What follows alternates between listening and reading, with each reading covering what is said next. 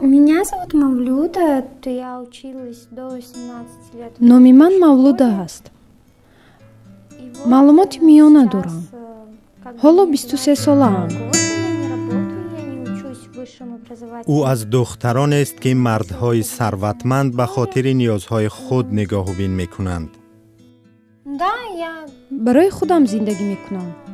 به نظرم این رفتارم درست است. او بر وقت خواست از والدین جدا با جوانی که دوستش می داشت زندگی کند. در این باره هم شرطهای خود را داشت. اگر این جوان پول نداشته باشد، پول اجاره را داده نتواند.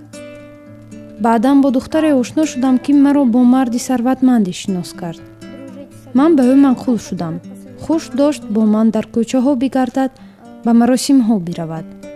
تقاضای این مرد از مولوده جز این چیزی دیگر نبود، چون که این مرد میان عمر بود و با دختران جوان در جشنها پیدا شدنش گویا آبرویش را می افزود.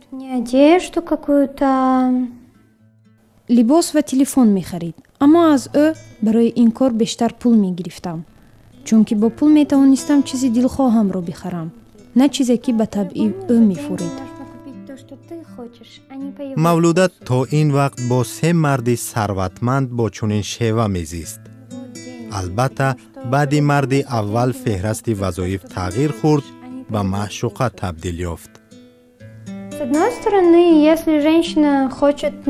هر زن میخواهد آراسته باشد، طعامی با لذت بخورد، آیفون داشته باشد، پایافزال قیمت بپوشد، در منزلی بر هوا ساکن شود. پس چنین باید زیستم. مولوده میگوید اطرافیان با حسد به او مینگرند. او با وجود هنوز جوان بودنش روزگاری با نظم و پرشکوه دارد. هرچی بخواهم با یک زنگ تلفن آن را در می‌یابم. او چنین فکر میکند که در قیاس به همسالانش آینده درخشان دارد.